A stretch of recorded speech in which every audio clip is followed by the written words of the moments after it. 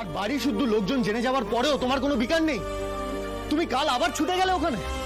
আমি ওই টাকাটাই দিতে গেছিলাম, ভেবেছিলাম একেবারে ঝামেলা মিটিয়ে দেবো। তুমি পারবে না এটা মেটাতে, কারণ এই ঝামেলাটা তোমার জীবনের অনেক পুরনো ঝামেলা, যা এখনো তোমাকে পাকে পাকে জড়িয়ে রেখেছে। হাসি, কিছুদিন তো হলো আমি তোমাকে দেখছি, কিছুদিন হলো আমি তোমায় চিনেছি। হাসি, যে মেয়ে প্রবল ঝড়ের মধ্যেও মাথা ঠান্ডা রাখতে পারে, সে কারোর জন্য এভাবে তাল জ্ঞান হারিয়ে ফেলবে, সেটা হয় না।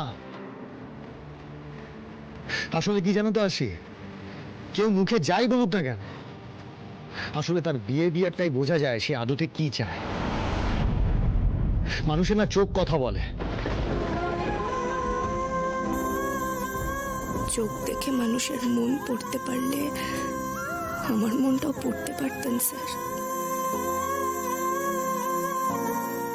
আপনি যার মনের দখল নিয়েছেন সে নাকি অন্য লোকের প্রেমে পড়বে।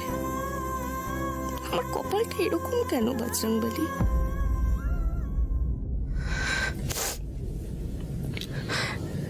স্যার স্যার আমার মনে হচ্ছে এর পেছনে একটা বিরাট কনস্পিরেসি আছে স্যার। কেউ একটা ষড়যন্ত্র করছে, আর আমার সাথে সাথে আপনাকেও টার্গেট করছে স্যার। হাসি প্লিজ চুপ কর, এই কনস্পিরেসি থিওরি আমার আর ভালো লাগছে না।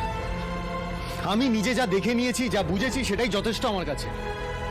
তোমার কাছ থেকে নতুন করে শোনার আর কিচ্ছু নেই। যাকে তুমি পার্সোনালি আমার সাথে কি করেছো না করেছো সেসব বাদ দাও।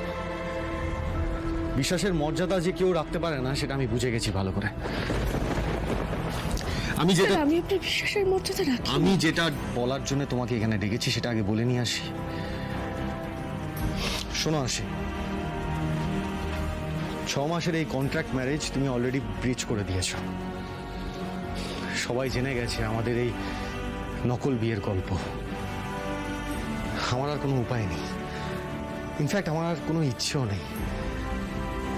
আমি আমি ডিসিশন নিয়ে ফেলেছি, সময়ের আগে বর বউয়ের নাটকটা বন্ধ হোক।